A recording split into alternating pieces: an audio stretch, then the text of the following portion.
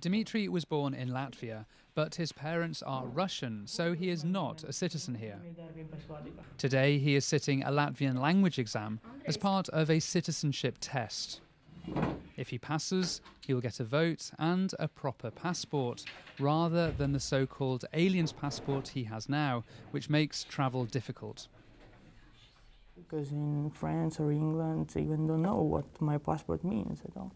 So I need to have the citizen to be a human. But Latvian nationalists say Russian-speaking communities are gaining influence. These protesters are demonstrating against what they see as growing Russian dominance in Latvian society. More and more media, like TV mainly, is coming in Russian language here on broadcasting, not only from Moscow, but also from the local ones. Hearing so much Russian makes Latvians feel uncomfortable. Many still remember Stalin's rule of terror, during which hundreds of thousands of Latvians were killed. Peteris Bolšaitis recalls what happened to his father. After he was deported, he just died of overwork, cold, hunger and everything else that were the killing methods in the Soviet camps. Some of the Russians, I would say again maybe about a third, do act as if they were occupiers.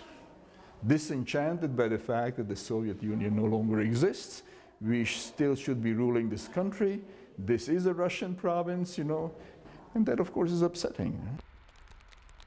For many Latvians, this Russian War Memorial is a painful reminder of Soviet oppression, but it is revered by Russians here. They come to this place on Russian national holidays, and many feel more of an affinity towards Russia than they do to Latvia. They say they feel excluded by Latvian society.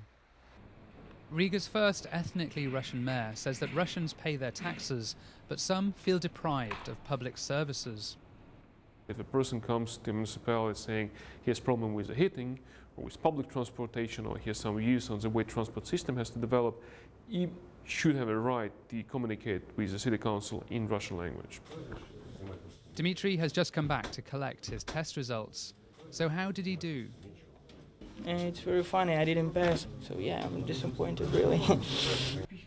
He now has to retake the test in September. Until then, he remains a non-citizen in the country where he was born.